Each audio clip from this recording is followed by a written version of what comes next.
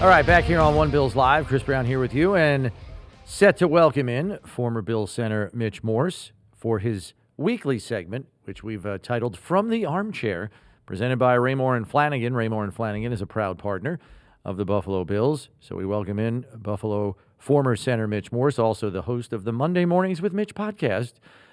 Mitch, always good to see you.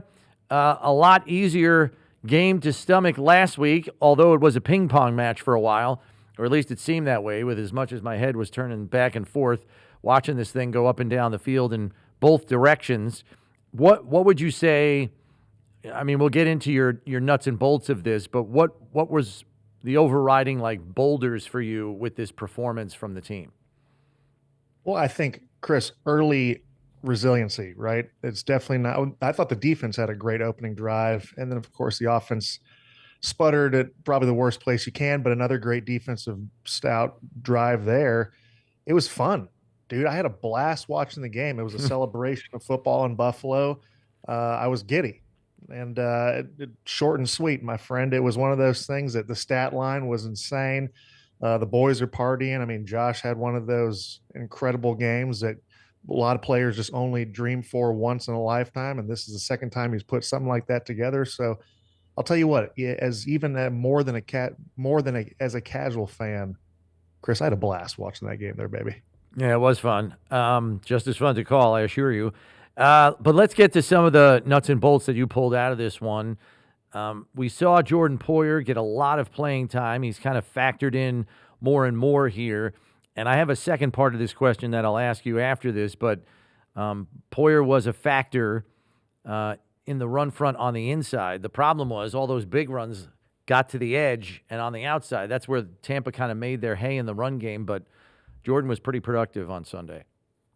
Chris, we were talking earlier off screen that our hairlines are a testament that Father Time is a cruel, cruel mistress. Mm-hmm. And going into season 13, I thought Jordan Poyer was able to turn back the hands of time. Yes, what you alluded to, some of those tackles were in the second and third level, and sometimes you don't want to see your safety leading the team in those tackles. But I'll tell you what, it wasn't all in the secondary.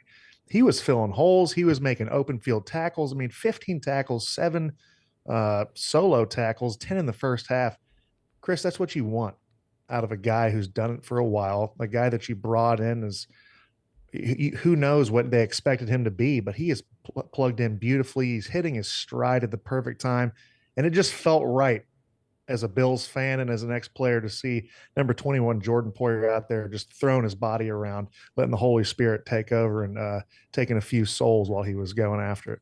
Yeah, so here's the second part of this question, because it looks like the defensive staff is doing their best to strike a balance here. They clearly know that Jordan Poyer at age 34 is not the player he was in his prime, and often I shouldn't say often, but at times you will see Jordan Hancock, the rookie, replace him in the lineup, and on obvious passing downs, because presumably he covers more ground in coverage than Jordan does at this stage of his career, and he's also out there at times during 2-minute drill when opposing offenses are usually throwing more. Put your coaching hat on for me and just tell me the balance you're trying to strike there, because Poyer obviously is a veteran. You trust him implicitly. You know he's going to get guys lined up pre-snap. He's not going to get fooled by things. But at the same time, you want to get youth and athleticism on the field so you can cover more ground and cover more of the field defensively. How do you balance that out? Well, there's a reason why I don't coach, Chris, because I have no idea. I will tell you something, right? Like, he got whatever was in his cup, a little bit of Benjamin Button juice Jordan Poyer drank, and he is a remarkable not only presence physically on the field, but as that spiritual and emotional leader. I think youth, I mean, let's a spade, right? We're all depreciating assets, especially in this league. It's exacerbated. You drive us off the lot, our value immediately goes down. But you could have fooled me this past Sunday, Chris, and that's a great question. I'm not even going to pretend like I know how to answer it, pal, because these coaches know better than we do. All I know is that it was a spark that these fellas needed, having Jordan out there, and God bless them for doing it. All right, let's talk return game here, because the Bills came into this game, they were near the bottom of the league in average drive start, and that's not all on kick and punt return. We know that. But they were down near the bottom of the league in average drive start, and the average was their own 28-yard line. You get to the end of this game, and it's their own 37, which may not sound like a big difference to fans listening to this, but that is a giant jump.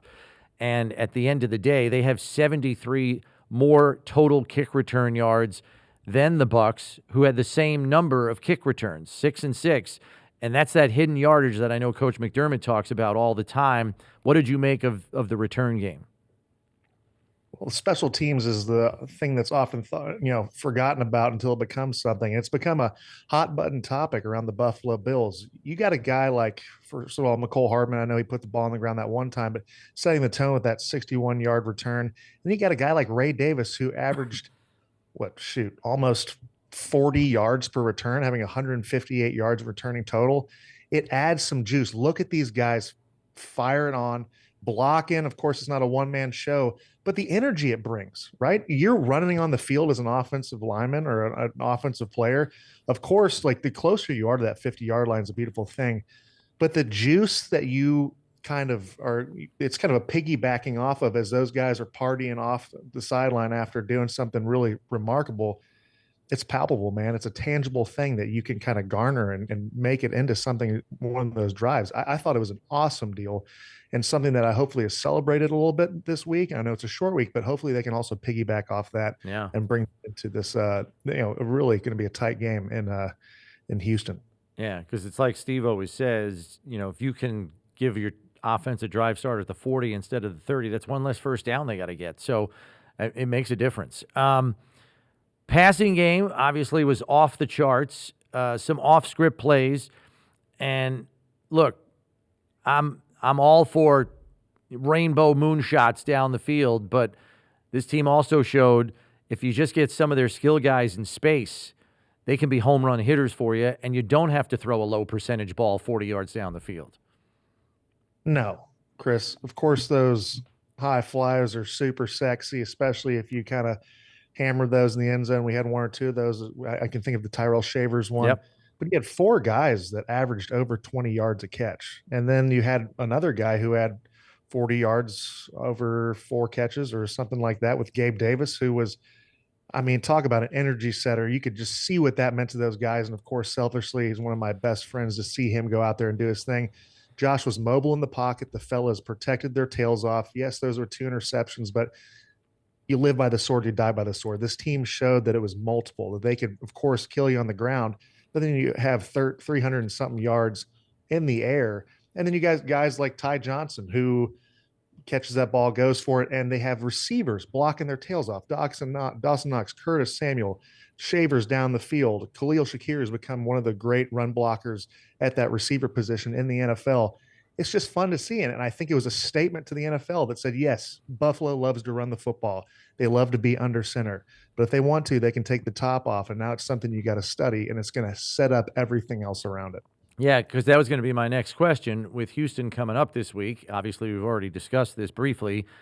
Number 1 in points allowed, number 1 total defense. They're top 5 almost literally across the board in every defensive category you could possibly come up with.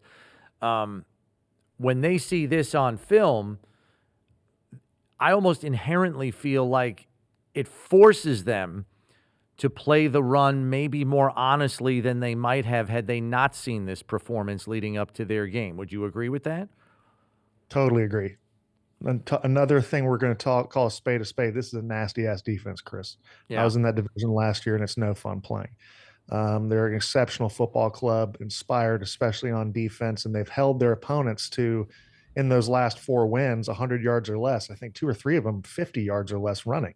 Yeah. Of course, I still think this is the bread and butter of the offense for Buffalo. But you'd have watched this film, Chris, to your point. You have to respect what you saw. And it just gives someone something to think about, even if it's that split second. That split second in the NFL means the world. It means a few extra yards. It means undisciplined eyes. I think it's the exact thing they needed on a short week against a really stout defense. Yeah. Last thing before we let you go, you mentioned your tight relationship with Gabe Davis, and he revealed after the game, because people were asking him, the long road back from his knee injury, and he was talking about how he not only had a fully torn meniscus that needed to be repaired, but he also had a torn PCL that he had to come back from. And he left you guys down in Jacksonville after week 10, never returned the rest of the season. And then it took him almost 10 weeks this season just to get back. I think we all know what a diligent nose to the grindstone type of work ethic that Gabe has. But do you think this just kind of provides somewhat of a peek into everything that a player with a major injury has to go through, good days, bad days, long days, just to get back on the field and be cleared medically to play a game? Yes, Chris. Coming back from injury is not only arduous physically, on the mind, it's complete warfare. And seeing what Gabe had to go through, especially a peek through the lens last year when it actually happened, knowing the extent, but also knowing who he is. He loves football. Football means so much to him. He's a grinder. He's one of those guys that he thrives through work. He thrives through being there for his teammates, for being a good teammate. And to finally see him be able to celebrate all that hard work and, quietly shouldering this, right? Like we just, the media just learned about the extent of this whole injury, and his tight group has known about it for a while. So that just shows a peek into who he is as a competitor, as a teammate, as a friend. And you could tell that it meant something that for him to be on the field. You could see that was a great avenue for Josh for those few times, and what it did for, you see a guy like Spencer Brown in mid game while he's being mic'd up, just all these guys. It was such a celebration. I'm just happy as hell for the dude.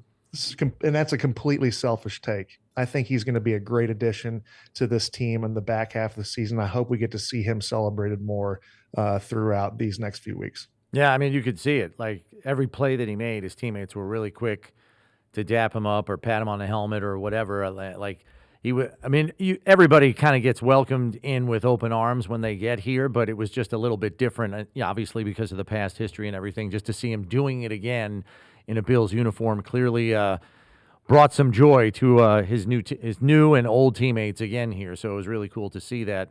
And if he can do more going down the stretch here, yeah, all pluses. What a privilege, man. What a privilege to be his teammate. What a privilege to see him on the field again, dude. It fired me up. I know I talk about that all the time, but I was playing, watching this thing, hooting and hollering, looking like an absolute insane person, but he deserves it, man. He really does. Yeah. All right. Well, hopefully we don't have to bite our fingernails too much on Thursday night, and we'll catch up with you next week, Mitch. Appreciate the time. God bless you, Chris. Take it easy, buddy.